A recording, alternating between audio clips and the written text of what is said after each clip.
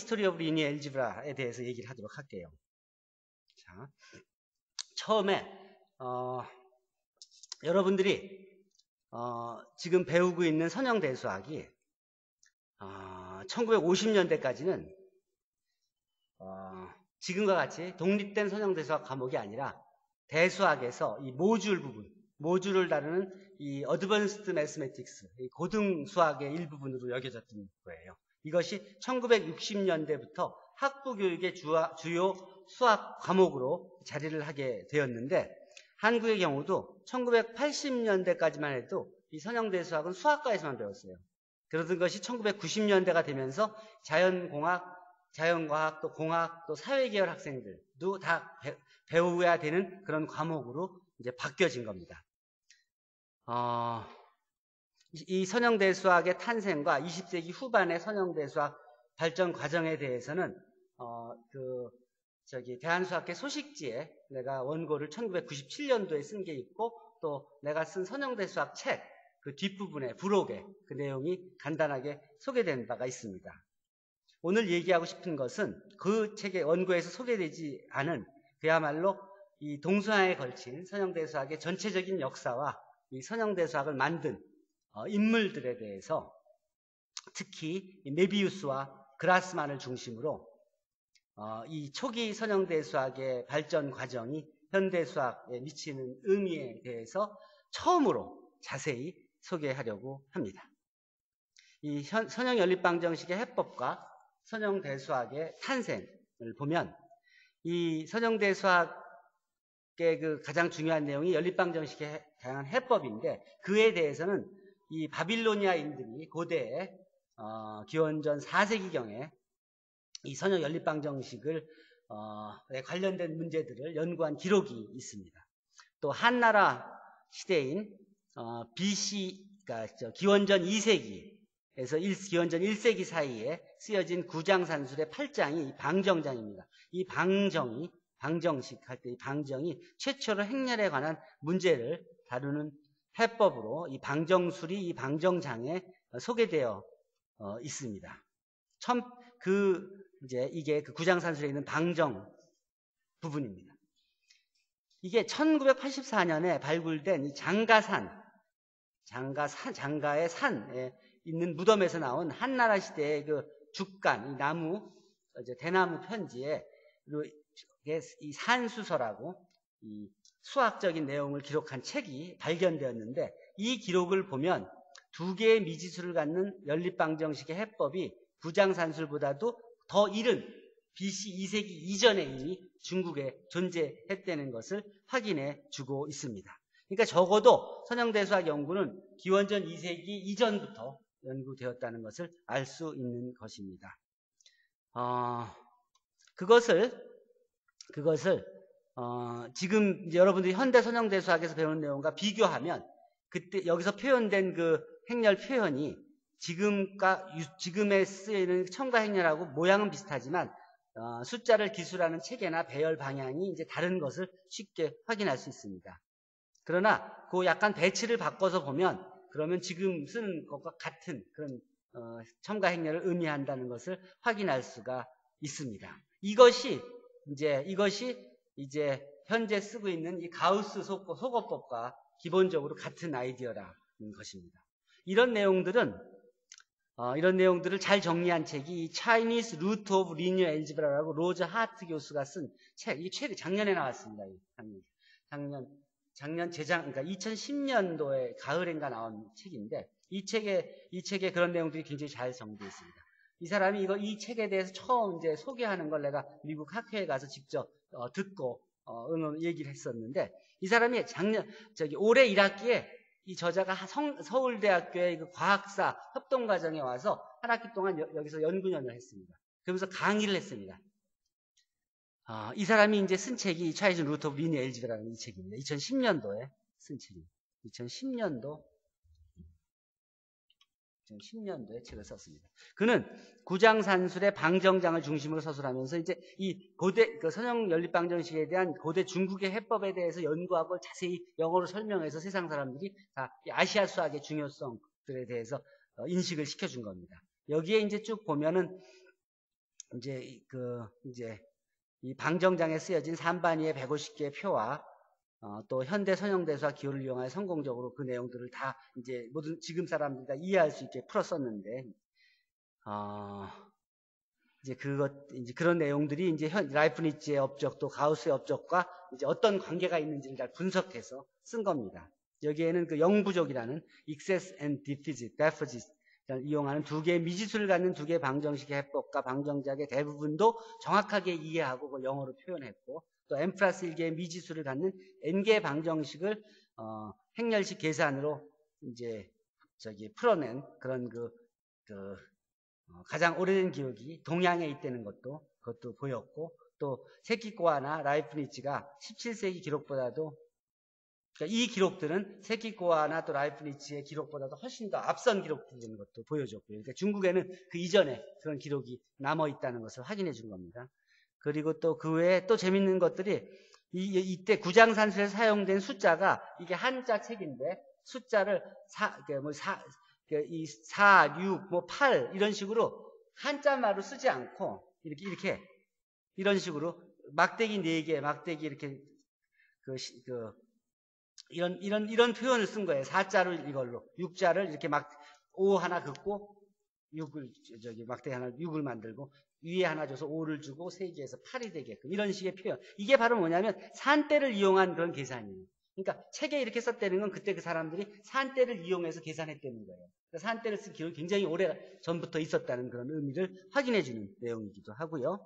또 방정수를 하나의 수를 한 열에 곱하는 것을 포함하는 방법으로 분수를 만들지 않고 정수 상태를 보존하는 특징이 있으며 그 과정에서 행과열을 바꾸는 연산도 생기지 않는 거죠. 그러나 이때 사용된 후진 대입법은 현대 선형대수학의 접근법과 약간 차이가 있음도 확인한다고 썼는데, 이게 무슨 의미냐면 그때 그러니까 가우스-호법 같은 걸 해보면은 한 로우에 몇 배 곱해서 이렇게 줄여가는 거 아니에요? 그러면 그 분수 안 만들고 그냥 숫자를 만들어 가게 되죠. 그런 식으로 다 표현됐다는 소리예요. 근데 여기서 이 기록을 확인해 보니까 이때는 그리고 또 가우스-호법 할 때 행하고 열을 마음대로 막 바꾸지 않잖아요. 바꾸지 않는 그런 계산 과정이 여기 그대로 보존되어 있는 거예요. 그러니까 가우스-호법과 거의 같은 구조로 전개됐다는 것이 확인되는 것이죠. 그리고 또 행렬을 이루는 대부분의 성분은 양수를 다루지만 음수 성분을 갖는 또는 또 분수를 다루는 그런 행렬 표현도 거기 존재한다는 소리예요. 이게 다 한자로 써 있는 책을 이 미국인이 다 이해해서 그걸 이제 설명해 주기 시작하는 거예요. 한자로 된 이 책들을 보면 여러분들이 지금 봐도 동양 사람들이 봐도 그걸 이해하기 어렵잖아요. 오히려 영어로 된 책은 여러분들이 보면 쉽게 더 이해할 수 있어진 것이죠. 자, 뭐 그런 식으로 또 이 구장산술에 소개된 해법이 약 2000년 후인 19세기 초까지도 세계에 널리 알려지지 않다가 가우스가 이 팔라스 소행성 그 연구 중에 현재 가우스-호법이라고 부르는 방법으로 이 언제쯤 이 행성이 다시 나타날 것이라는 걸 예측하는 것을 계산을 이 가우스-호법을 이용해서 풀어서 예측한 것이 맞아떨어지면서 그러면서 관심이 커지고 그리고 이제 그 기법이 활용되기 시작하죠. 이 저자는 근대 이전 프리모던 시기의 중국 선형대수학의 문제 또 답, 이 원문을 모아서 데이터베이스화를 한 겁니다. 그 기록이 이겁니다. 여기에 가보면 이 사람이 China's Root of Linear Algebra에 보면 여기에 그 자료들 웹사이트 propose of providing the following calculation을 어떻게 했는지 뭐 등등 이런 거 뉴 프로그램을 만들라 그러면 이런 식의 이런 거 계산하면 어떻게 되느냐 무슨 말인지 알겠죠? 이런 식으로 현대 수학자들이 지금 옛날 것들을 저런 식으로 웹상에서 여러분들이 볼 수 있게 자료를 제공하고 실제로 그 계산이 되고 또 그 과정을 보여주고 하는 것들을 하고 있는 걸 볼 수 있죠. 즉 여러분들이 꼭 손으로만 푸는 데 머물러 있지 않아야 되는 이유이기도 합니다.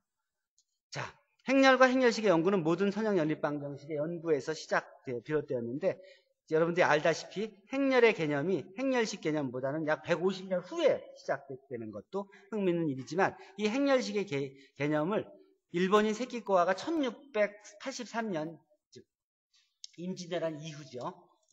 처음 소개했는데 2x2, 3x3, 4x4, 5x5 행렬의 행렬시 구하는 방법을 찾아서 이 방정식의 해법을 구한 기록을 남겨놓은 것입니다. 그러나 유럽에서는 행렬식의 개념이 1683년 라이프니츠에 의하여 소개된 것으로 알려져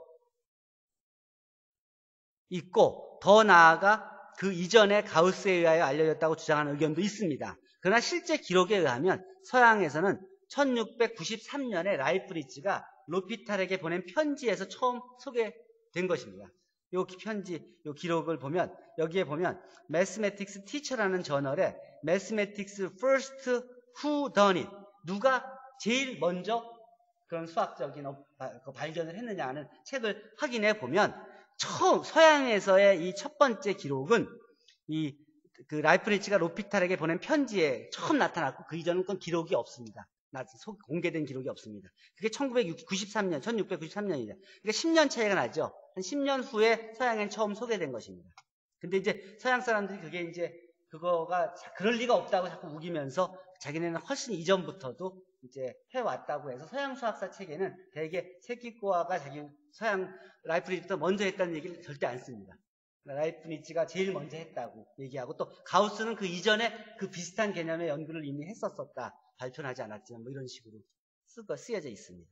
어쨌든 세키코아는 선형대수학에서 업적 이외에도 뉴턴과 또 동시대의 미적분학 개념들을 발견한 기록들이 이제 공개되고 또 연구되면서 동양의 뉴턴으로 재평가되고 있습니다. 라이프니츠는 1679년 9월 8일 호이겐스에게 보낸 편지에서 이미 선형대수학의 개념을 생각하기 시작했지만 아직은 자신이 고심하던 새 방법을 찾지 못했고, 그러고 그랬다는 내용의 편지가 1833년에 이제 공개된 것입니다. 자, 실제로 그러니까 그때까지 방법 고민하고 있었지만 아직 해법을 찾지 못한 겁니다. 근데 실제로 라이프니츠의 미발표 자료에는 1678년에서 약 50년 동안 연구한 50가지 이상의 다양한 계수행렬 체제가 들어있는데, 그러나 편지가 공개된 1830년, 그러니까 그 전에 연구를 했을지는 모르지만 그것이 공개가 된 건 1830년대예요. 그러니까 벌써 한 4, 50년 후잖아요. 처음 연구가 된 지도. 그러니까 그동안 벌써 많은 연구가 된 후지요. 그때 그 편지가 공개돼서 이 사람도 오래전부터 이런 생각은 했었구나 하게 이제 그런 걸 추측할 수 있게 해준 겁니다. 그 이미 1830년대에는 선형대수학에 관한 연구가 이미 많이 진행되어 있었기 때문에 그의 기여는 수학적인 관점에서는 큰 영향을 주지는 못한 것입니다. 그러나 라이프니츠는 1700년과 1710년에 발표한 논문에서 계수행렬에 관한 연구를 통해서 현재 크레머의 법칙에 이르는 기본 원리와 라플라스 여인자 전개식이라고 불리는 결과의 기본적인 내용은 이미 이제 알고 또 기술해 놓은 내용들이 있다는 것을 확인한 것입니다. 자, 그렇다면 근대 선형대수학의 이론적 발전과 그라스만에 대해서 확인해 보도록 하죠.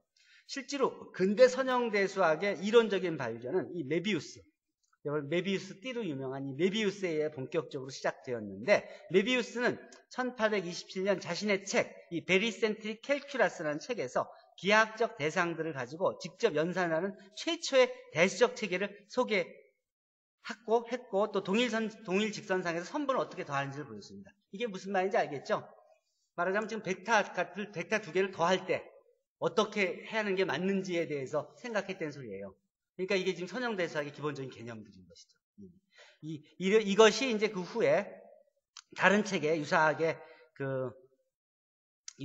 이제 소개되었고, 또 그렇지만 아직까지 고민을 했지만 그것을 어떻게 더하고 어떻게 곱하고 하는 게 맞는지에 대해서는 아직까지 정답을 못 찾고 있었던 거예요. 두 벡터를 더하면은 이렇게 간다는 것까지는 그릴 수가 있었는데, 그걸 수학적인 구조를 거기다 집어넣는 거는 누가 했냐? 이것이 바로 그라스만이 한 겁니다. 이 그라스만이, 이 베를린에서, 이 사람은 어떤 사람이냐면 수학 전공이 아니라 신학과 철학을 전공하고 선생님 하고 있던 사람입니다. 신학과 철학을 공부하고. 선생님 하던 이 사람이 1830년대 초에 수학 기초론, 파운데이션 오브 매스매틱스를 공부하면서 이 선형대수학적인 개념을 이제 이해하기 시작합니다. 그리고 이제 그 내용을 발표하게 되는데, 그의 업적에 대해서 이 크로우라는 수학자는 현존하는 모든 수학과는 다른 독창적인 내용이라고 1967년에 이제 쓴 논문에 소개했습니다. 그러니까 이 당시에 그라스만이 생각한 내용은 그야말로 그 당시에는 누구도 생각하지 못한 창조적인 생각을 한 거예요. 자, 내용을 자세히 봅시다. 1844년에 첫 번째 책을 씁니다. 이 리니어 이게 리니어 익스텐션이라는 책을 쓴 건데, 이 12쪽의 서문이 12쪽이고 서론이 16쪽이나 되는데, 여기에 이제 자신의 철학적인 접근 방법에 대해서 이제 쭉 설명을 합니다. 자기가 이런 생각으로 이런 식으로 쓰려고 한다고. 여기서 보인 추상적인 접근이 바로 N차원 공간과 교환 법칙이 성립하지 않은 곱셈이라는 새로운 수학적인 아이디어입니다. 그 이전까지는 수학은 다 교환 법칙이 성립했었던 거죠. 더하기, 곱하기 그런 것들 다 됐으니까. 근데 행렬에서는 이 교환 법칙이 또 A 곱하기 B가 B 곱하기 A하고 같지 않잖아요. 그러니까 새로운 그런 대수학을 생각한 거예요. 자, N차원 공간. 1844년에 그라스만은 또한 벡터들 사이의 인너 프로덕트를 정의한 겁니다. 벡터들 사이의 곱셈이 뭔지에 대해서 메비우스는 아직 답을 못 찾고 고민했는데, 그라스만은 벡터들 두 개를 이렇게 곱하면 된다 하고 내적을 정의한 겁니다. 그래서 이 내적도 연산이 정의되니까, 그러니까 커뮤터티브하지 않은 그런 연산이 주어진 거예요. 그 연산을 갖고 벡터 엘지브라를 연구하기 시작한 것입니다. 행렬 대수는 그래서 행렬 곱셈 연산으로 하는 벡터 대수의 일반화로 볼 수 있는데, 벡터의 내적은 행렬 중에 특별한 경우인 1x1 행렬과 n×1 행렬의 곱셈으로 생각할 수 있기 때문에 그것이 가능했던 겁니다. 따라서 벡터 대수는 행렬 대수의 특별한 경우임을 알 수 있죠. 그러니까 자연스럽게 이전에 우리 연산들이 이제 벡터에 대한 연산으로, 행렬에 대한 연산으로 이제 확장돼 가는 겁니다. 자, 근데 재밌는 것은 그렇게 바꿔놓고 보니까 벡터 대수에서는 볼 수 없었던 아름다운 수학적인 구조가 일반화된 행렬 대수에서는 더 확인하고 더 간결하게 보여진다는 것을 이제 파악하게 된 겁니다. 이는 수학적 이론의 일반화가는 기본적인 중요성을 일깨워주는 것입니다. 따라서 우리가 언제나 생각하면은 그 이상, 지금 눈으로 보고 있는 것 이상을 생각하는 그런 것이 수학에서 얼만큼 중요한지를 보여주고 있는 것입니다. 어쨌든 그렇지만 이 그라스만의 새로운 수학적 대수적 체계를 제시하는 이런 혁명적인 아이디어와 이 난해한 서술 방법은 또 다른 논란을 일으키게 됩니다. 가우스라는 위대한 수학자가 그라스만에 쓴 편지를 봅시다. 이 사람은 뭐라고 썼냐면, 좀 읽기 너무 어려우니까 독자들이 좀 읽기 쉽게 표현 다시 써서 쓰라고 권장했으며, 메비우스는 아펠트라는 친구에게 뭐라고 썼냐면, 그라스만의 책은 이해하기가 어려워서 도대체 한 페이지를 넘어가기가 힘들다고 쓴 겁니다. 그런데 이 엥겔은 18권의 이런 워크라는 그런 8권의 수학 전집을 쓰면서 이 그라스만의 업적을 실었습니다. 그렇지만 이렇게 책이 나왔음에도, 자기도 책을 쓰고 그것이 다른 사람의 그런 백과사전에도 들어가고 하면서도 아직까지도 이것을 사람들은 읽기 어렵다, 좀 난해하다, 그래서 이 관심을 끌지 못했어요. 그런데 그럼에도 불구하고 그라스만은 자신의 방법이 이게 분명히 중요하다, 옳다, 확신을 가지고 다시 책을 썼어요. 쉽게 썼어요, 정말. 그래서 1861년 10월에 수정을 마치고 이 300권을 자신이 돈을 내서, 인쇄해도 안 팔리니까 출판사에서 별로 관심을 보이지 않으니까 자기 사비를 털어서 300권을 만들어서 인쇄를 한 겁니다. 그래서 그러고 이때는 철학적 설명 같은 게 복잡한 그런 거 다 빼고, 철학과 전공이니까. 근데 그런 걸 빼고 수학자들이 볼 수 있게 이 정의, 정리, 증명 같은 수학적인 표현 방식으로 바꿔서 책을 써냅니다. 여기서 제시된 내용 전체가 모두 다 그라스만이 혼자 다 발견한 건 아니에요. 그동안 벌써 많이 발전하고 있었으니까. 자기가 창조적으로 생각한 거 외에 다른 내용까지를 다 정리해서 다 소개한 내용인데, 그 내용을 보면 이게 언제예요? 1862년이에요. 그때 거기서 다루는 내용들이 다음과 같습니다. 여기 보면 1차 독립, 정사형, 좌표 변환, 내적과 외적, 직교, 선형 변환의 행렬 표현, 랭크 널리티 정리, 고유 벡터, 고유 공간, 아이겐 스페이스, 특성 방정식, 매트릭스 다이고널라이제이션, 매트릭스 디컴포지션, 실베스터스 로우 오브 이너시아, 미분 방정식에 대한 행렬의 응용 등 이런 내용들이 이미 그 책에 다 들어가 있었던 거예요. 이게 여러분들이 지금 선생님들에서 배우는 내용이죠. 이때 이 사람은 이걸 다 알고 있었던 거예요. 자기식으로 표현을 한 것일 뿐이죠. 그것이 다듬어지지 않았던 것이죠. 그렇지만 이 2판으로 만든 사비로 만든 300권의 책도 별로 관심을 끌지 않아요. 그러니까 이 사람 실망해요. 그리고 다음부터 수학을 안 해요. 그리고 이제 언어학 분야 연구를 해요. 그렇지만 이 책이 언제 다시 생명을 갖기 시작하느냐? 1860년대 후반이 되면서 그의 업적을 다른 수학자들이 점점 이제 그 중요성을 알아차리기 시작해요. 그 중에 첫 번째 사람이 리만이에요. 리만의 제자, 어떤 한켈이 특히 그 중요성을 파악하고, 그리고 한켈은 뭐라고 쓰냐면, 한켈이 어떻게 이해를 했냐면, 한켈은 1867년에 쓴 책에서 그라스만의 업적에 대해 칭송하면서 책 전체의 10분의 1을 그라스만의 업적으로 채웠고, 그리고 그 책이 엄청난 영향력을 발휘하기 시작해요. henkel이 쓴 책이. 자, 그것을 이제 정리해서 소개한 사람이 1967년에 크로우라는 수학자가 이제 그 책을 분석해서 소개하는 거예요. 자, 이후로 henkel로부터 그라스만의 수학을 배운 펠릭스 크라인이 이 그라스만을 자신의 유명한 이 에를랭겐 프로그램에 이제 소개해요. 그라스만의 수학을. 그래서 이 그라스만의 업적집을 발간하게 됩니다. 그렇게 이게 발견되면서 이제 화이트헤드도 또 부호추론의 시스템을 소개했는데도 여기서도 또 그라스만의 연구 결과를 인용하고, 그러니까 펠릭스 크라인, 화이트헤드가 이제 그라스만의 중요성들을 인용하기 시작하니까 다른 사람들도 관심을 갖게 되죠. 이 버틀런드 러셀이 또 1900년 ICM에서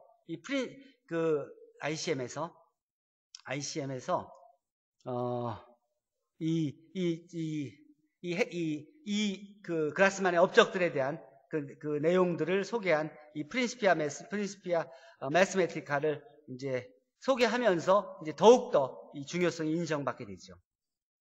자, 어쨌든 이와 동시에 행렬 이론의 발전에서 실베스타 케일리, 그 이후로는 이제 다양한 사람들이 이제 행렬 이론에 대해서 관심을 갖고 연구를 하기 시작합니다. 페아노가 이 그라스만의 업적에 영향을 받아서 자신의 책에서 이제 그라스만의 업적을 이제 자기식의 표현으로 쉽게 설명하기 시작했고, 여기서 이제 최초로 벡터 공간의 이제 공리적인 정의, 이러이런 조건을 만족하는 벡터들의 집합이 벡터 공간이라는 정의를 준 것입니다. 그러면서 이 그라스만의 선형대 수학에 대한 다양하고 깊이 있는 발견이 1910년 이후에 행렬과 벡터 해석에 널리 사용되기 시작해서 이 여러분이 잘 알고 있는 상대성 이론에도 성공적으로 적용이 되게 됩니다. 여기서 헤르만 와일이 1918년에 상대성 이론에 대한 원고를 쓰면서 그라스만이 이 epoch making work, 그라스만이 기여한 업적이 이 그야말로 역사적인 그런 그 신기원을 여는 그런 업적이라고 인용하면서부터 이제 널리 알려지기 시작합니다. 그리고 이제 그라스만의 선형대 수학에 대한 많은 발견들은 이제 그 후에 독자적으로 또는 또 재발견되거나 하게 됩니다. 그래서 그러니까 이 그라스만의 업적이 다 잘 알려지기 전에 그 비슷비슷한 연구들이 독자적으로 연구한 사람들이 나오게 되면서 그 사람들이 발견한 그런 내용들이 스타이니츠의 익스체인지 시어렘 같은 것이 그 한 예인데, 이것은 이 1913년에 이 스타이니츠가 이 정리를 소개하기 전에 벌써 52년 전에 이미 그라스만이 증명한 내용이었는데, 50년 후에 스타이니츠가 같은 내용을 증명하면서 다른 사람이 잘 모르니까 이건 그 사람의 이름이 그냥 붙여진 그런 정리인 겁니다. 또 그리고 이런 내용이 이제 1941년에 이제 이 정리가 52년 전에 그라스만이 한 것이라는 것이 다 확인돼서 캘큘러스 오브 익스텐션 219쪽에 지적을 했고, 그 다음에 20세기 프랑스의 카르탕 또는 브르바키 등에 의해서 이 그라스만의 연구가 재조명이 되면서 연구가 활발하게 이루어집니다. 현대 대수학에서 다루는 그라스만의 대수 또는 그라스만 다양체, 또 그라스매니안 같은 분야들로 이제 수학의 한 분야를 장식하게 됩니다. 그라스만이 1844년에 쓴 책에 대해서 크로우와 샤트는 다음과 같이 소개를 합니다. 그라스만의 책은 읽기는 어렵지만 수학사상 가장 위대한 고전 중에 하나이다. 또 그라스만의 책은 인류 역사상 가장 획기적인 업적 중에 하나다. 이렇게 소개를 합니다. 그 외에 이제 이런 그 선형대 수학이 이렇게 점점 자리를 차지해 가면서 이 발전에 기여한 수학자들이 이제 달랑베르, 스톰, 야코비, 바이어스트라스, 크로네커, 졸단 등등이 있고, 또 카밀 졸단은 이 졸단 표준형에 대한 연구를 발표했고, 또 프로비니어스도 1878년에 프로비니어스 노말 폼과 또 랭크에 대한 이니퀄리티들을 발표합니다. 또 프로비니어스는 1896년에 케일리 해밀턴 정리의 일반적인 경우에 대해서도 최초로 증명을 합니다. 어쨌든 위에서 보듯이 선형대수학 이론의 발전은 이게 리니어 엘지브라인데 실제로 선형대수학이 발전할 때는 다양하게, 논 리니어하게 막 사방에서 막 그 독립적으로 발전되어 왔던 것이 아이러니이기도 합니다. 어쨌든 이 더우리에라는 그 유명한 수학 교육자는 같은 저자도 방법의 유사성을 인식하지 못한 채 다른 책에서 같은 아이디어를 다른 식으로 서술하였다고 지적하였습니다. 이런 과정을 거치면서 1920년대 말이 돼서야 이 선형대수학의 이론이 공에 대한 공리화가 이루어지게 됩니다. 이때부터 이제 완전히 이런 거구나 하는 것을 깨우치게 되고 본격적으로 연구가 시작된다고 볼 수 있습니다. 자, 오늘은 여기까지 하도록 하죠. 질문 있습니까?